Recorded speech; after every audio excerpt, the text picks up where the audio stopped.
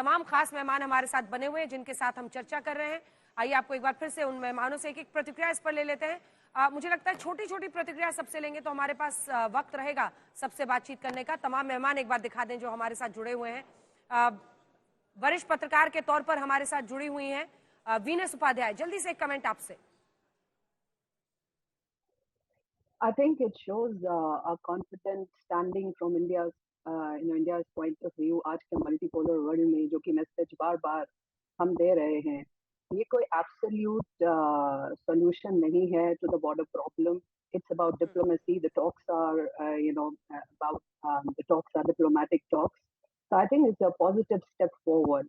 SCO से आने के बाद जयशंकर जी ने एक मैसेज दिया था और उन्होंने बोला था कि इंडिया चाइना, ये मंडे को मैसेज दिया था उन्होंने एक समिट पे, उन्होंने बोला था कि इंडिया चाइना का जो रिलेशन है एक पॉजिटिव डायरेक्शन में जा रहा है और उन्होंने बोला था कि we are rising, they are rising, we are also rising. So I think ये जो इक्वल फुटिंग की एक इक्वेशन है, वो इक्वल फुटिंग की एक इक्वेशन इसमें उभर के आ रही है। मेरे अनुसार ये सबसे महत्वपूर्ण बात है, ये जो मैसेजेस ब्रिक्स से आ रहे हैं उसके पीछे। प्रसून शर्मा जी, आप कैसे देखते हैं इसे और पीएम का संदेश? ये बहुत प्रबल और स्ट्रेट संदेश थे। भारत ने पिछले 5 सालों में पहले एक्शन से मैसेज दिया चाइना को।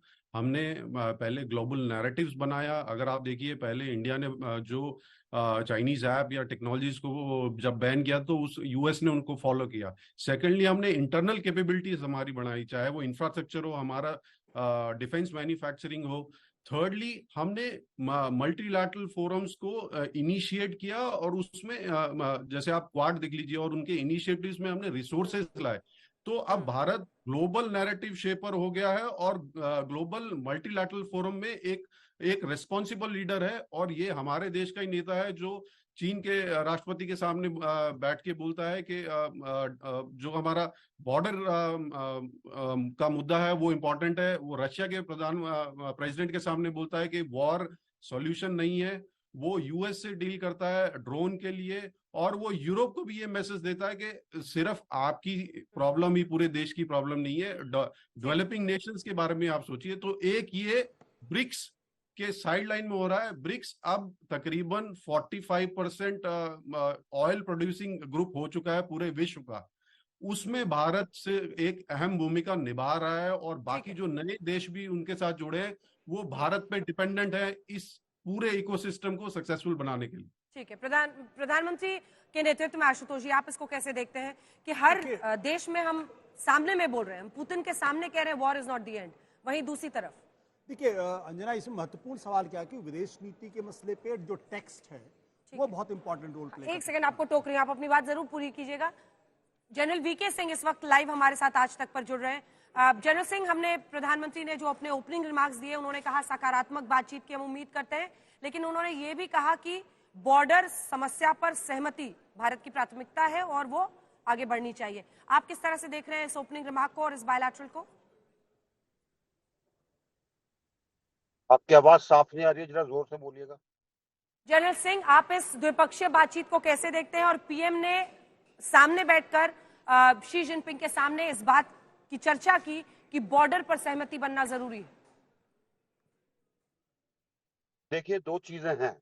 पहली चीज ये है कि राजनयिक का जितने भी प्रयास हुए हैं उनसे आज हम 2020 की स्थिति से आगे आए हैं, जबकि एक डिसएंगेजमेंट की बातचीत की गई है।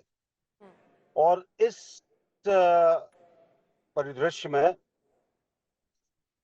प्रधानमंत्री जी और चीन के राष्ट्रपति की बैठक हो रही है।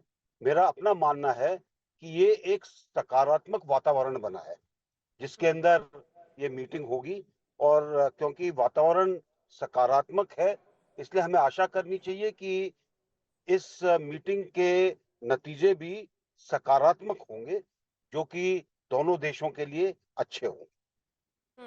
अब ये डिसएंगेजमेंट प्रोसेस को आप किस तरह से देखते हैं जनरल सिंह, क्योंकि जमीन पर इससे पहले भी 21 बार कोर कमांडर्स की बैठक हो चुकी है और आर्मी को पूरी तरह से इन्वॉल्व करना होगा कि किस तरह से इसको प्रोसेस आउट करना है, दोनों के बीच में, दोनों सेनाओं के बीच में सहमति बनानी होगी।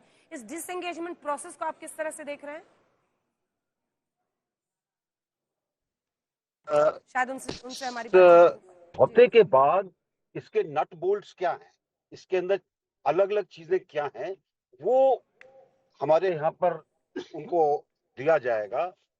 और उनको लेकर सेनाओं के जो प्रतिनिधि हैं, जो बैठकों के अंदर हिस्सा लेते हैं, वो दोनों देशों के प्रतिनिधि बैठकर उसके ऊपर बातचीत करेंगे ताकि उनके ऊपर चीजों को आगे बढ़ाया जा सके। और मैं ये अगर कहूं कि कई बार हम लोगों की अपेक्षाएं बहुत बढ़ जाती हैं कि अजी डिसएंगेजमेंट हुआ है, बटन दबाएंगे सब कुछ डिसएंगेज हो जाएगा। ऐसा नहीं होता, समय लगता है हर चीज के अंदर।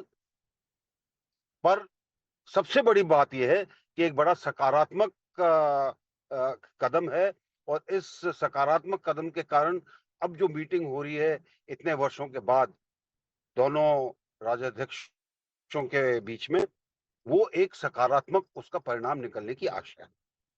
जनरल सिंह, एक आखिरी सवाल आपसे।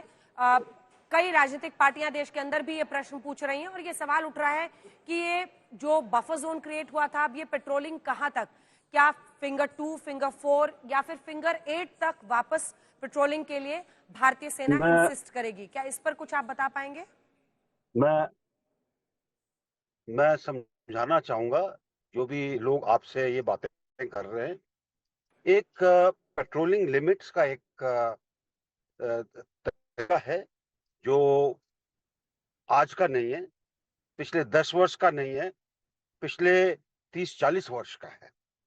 और इसके ऊपर बकायदा सरकारें सोच विचार करती हैं, सैन्य इनपुट में लेते हैं, और एक पॉलिटिकल डिसीजन होता है कि हमारी पेट्रोलिंग लिमिट कहां पर होनी है।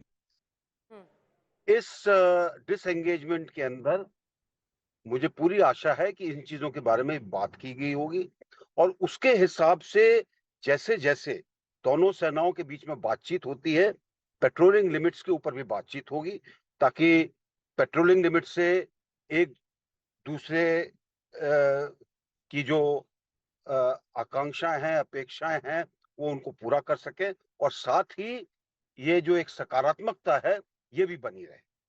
जी, बहुत धन्यवाद आपका। डेप्सोंग और डेमचौक को लेकर पहले ही विदेश मंत्रालय की तरफ से कहा गया है कि उस पर भी समझौता हो रहा है। जो ग्रेजिंग एरियाज है वहां पर भी चर्चा हुई है। तो किस तरह से ये पूरा डिसएंगेजमेंट प्रोसेस बढ़ता है उस पर नजर रहेगी। 2 लाइन में सिर्फ आशुतोष जी आपको अपनी बात पूरी करनी होगी, 2 लाइन में सर। प्रधानमंत्री जी ने शुरुआती सेंटेंस में कहा ना कि कुछ हमारे बीच में सहमति बनी है, इसका मतलब जो मिस्त्री जी, जो फॉरेन सेक्रेटरी ने हमारे कहा, उस पर एक तरीके से मोहर है, यानी भारत और पाकिस्तान, चीन के बीच में आइस ब्रेक हुई। हाँ, ठीक है।